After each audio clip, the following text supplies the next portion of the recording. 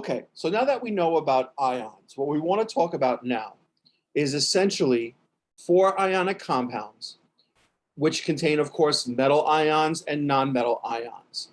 How many ions of a metal, if you have two elements, a metal and a non-metal, how many ions of each would you find in the ionic compound that essentially contains those two elements, that metal and that non-metal? And the reason why we have to have a discussion about this is because it's usually not one metal ion of the element with one non-metal ion of the element that you're using. So it's usually not one of each. It's usually, it could be one of each, but it could be some other combinations as well. So basically, as I said, what we want to talk about here is if you have a metal and a non-metal and they're going to form an ionic compound, how many ions of the metal would you have and how many ions of the non-metal would you have? And essentially what we're doing is we're putting together what are known as chemical formulas for ionic compounds.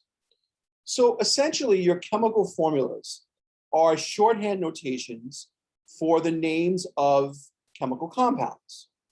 Chemical formulas give the number of atoms if you're dealing with a covalent compound, or the number of ions if you're dealing with an ionic compound of each element that is present, and how many atoms or ions of each. Now, the number of atoms or ions of each element present are given as subscripts next to the chemical symbol for that element. So instead of writing the name of the element, we write the chemical symbol for the element, or for the element. And then the number of atoms or ions of that element present are given as a subscript right after that chemical symbol. Now, the exception to this is that no number next to the chemical symbol means one. So there's either one atom of that element present or one ion of that element present. All right, so let's take a look at some examples. The first one is H2O, which you might be familiar with, because that, of course, is water. So for water, water is a covalent compound. It only contains nonmetals. So the point here is that when we're looking at the different elements that are present, we're looking at how many atoms of each element are present.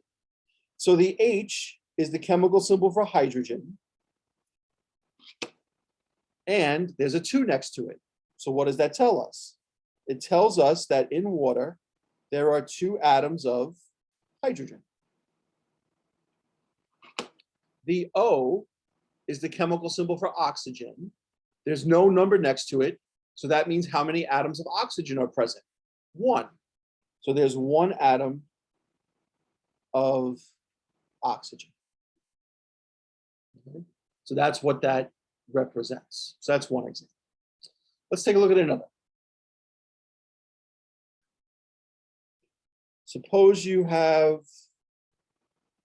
K2O. Okay, so K2O is an example of an ionic compound. And the way to tell that is potassium is a metal, oxygen is a non-metal. So here we're not going to talk about atoms of each element that's present. We're going to talk about ions of each element that's present. So K2 would mean that there are 2 potassium ions. And then again, there's no number next to the oxygen.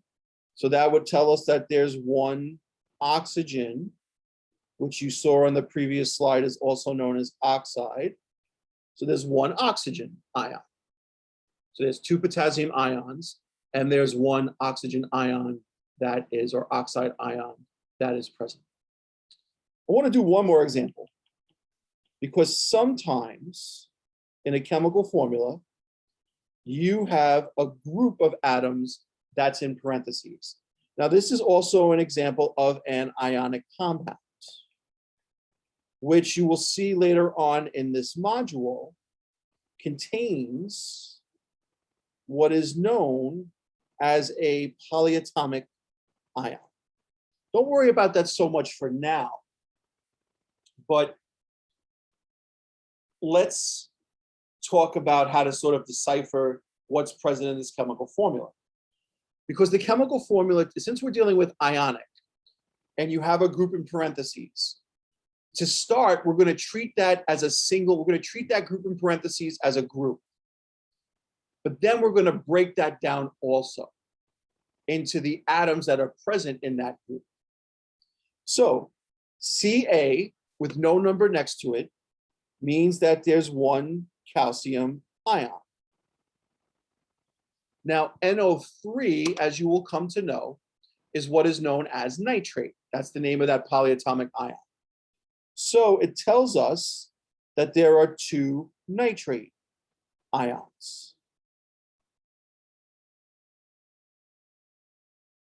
But now, let's break that down even further, because you have NO3, you have two nitrate ions. So how many nitrogens would there be total? Well, there would be two nitrogen atoms that are present total in the compound, because there are two nitrate ions. And there would be 6 oxygen atoms essentially in the compound, because they are found in the nitrate ions. You have N twice, and there's 1 here. So you have 1 times 2 is 2. And then you have O3 twice. 3 times 2 is 6. Okay. So I want you to be a little bit familiar at this point with how to handle in a chemical formula when you have a group in parentheses. Okay. So let's talk about some properties of ionic compounds. So as we know, ionic compounds contain metals and nonmetals. They consist of positive and negative ions. And the attraction that holds them together is what is known as an ionic bond. Now, we know that an ionic bond results from electron transfer. Metals lose valence electrons, which are gained by atoms of metals lose valence electrons, which are gained by atoms of nonmetals. But what exactly is an ionic bond? Well, if you think about an ionic bond, what it really is that it's the force of attraction between ions of opposite charge. If you think about a metal, independent of the number, the metal is going to have a positive charge associated with it, +1, +2, +3. The nonmetal is going to have a negative charge associated with it, -1, -2, -3. But since you have these opposite charges, what do we know about opposite charges? Opposite charges attract. So that force of attraction really holds the metal and the non-metal ions together. And this force of attraction is what is known as an ionic bond. Okay, so an ionic bond is the force of attraction between ions of opposite charge. Ionic compounds have high melting points, and they are also solids at room temperature. Okay, so how do we come up with the chemical formula for an ionic compound, or what they're calling here an ionic formula? The main idea is that at the end of the day, just like with any type of compounds, okay, all compounds are neutral, whether it's ionic or covalent. Okay, covalent is a little bit easier to deal with because we don't have to worry about things with charge. But for ionic compounds, we're dealing with ions. So we have to make sure that one thing is absolutely true. At the end of the day, the sum of the charges of the ions present must add up to 0. The total positive charge has to equal the total negative charge. That's going to predicate how many ions of each element, the metal and the non-metal, are going to be present. That's the main idea. At the end of the day, the sum of the charges has to add up to 0, because all compounds, all ionic compounds, just like all compounds in general, are neutral. Okay? The symbol of the metal is written first, followed by the symbol of the non-metal. And the other thing to understand is that the charges are not written in the chemical formula. There's a slight exception to this, which we'll get into a little bit later on. But in the chemical formula, there's no positives or negatives above the chemical symbols. Okay, so the charges are not written in the chemical formula. All right, periodic table will be very helpful for what we're about to do.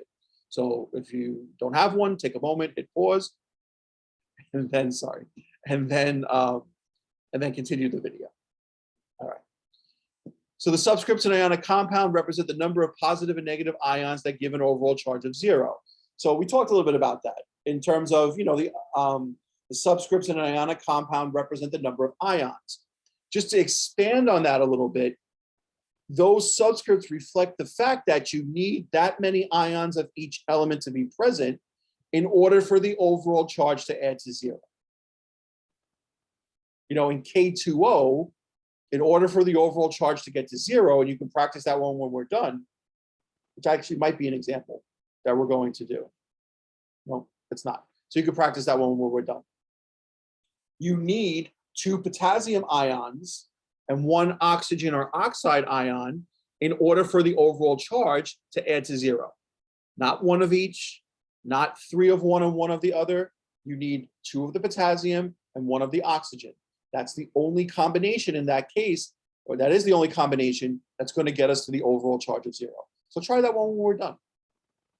But we're going to start with potassium and bromine. What would be the chemical formula for the ionic compound made from potassium and bromine? So potassium is in group 1A. So we know if you're an ion in group 1A, and sometimes I circle the charges, sometimes I don't. There's no difference in doing that.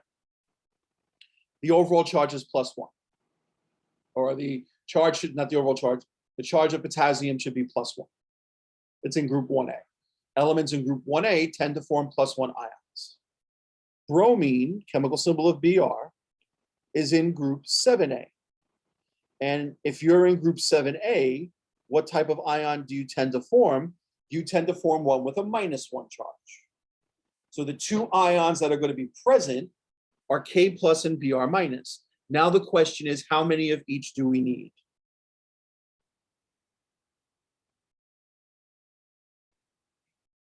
And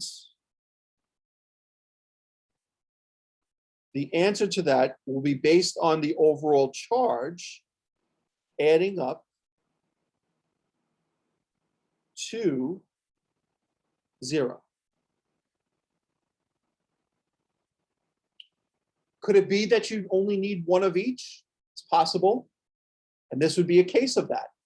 Because if you have K plus 1, you have 1 of them, and you have 1 Br minus 1, plus 1 and minus 1 adds up to what? 0. So chemical formula of KBr, and because there's 1 potassium and 1 bromine, or bromide ion, should say, there's no numbers, just KBr. Okay. Next example, sodium and sulfur. So sodium, just like potassium, is in group 1A. So sodium will form an ion with a +1 charge. Sulfur is in group 6A. And if you're an element in group 6A, the type of ion you tend to form is -2. So right now, if we have 1 of each, does the overall charge add to 0? And the answer is no.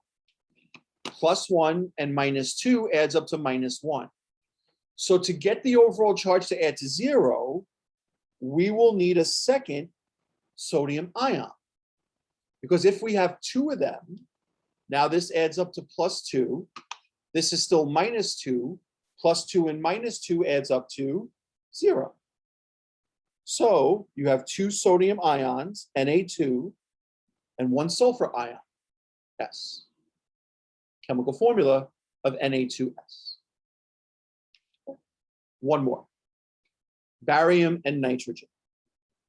So barium, chemical symbol of Ba, is in group 2A. And if you're in group 2A, what type of ion do you tend to form? You tend to form one with a +2 charge. Now, nitrogen is in group 5A. And if you're in group 5A, what type of ion do you tend to form? You tend to form one with a -3 charge.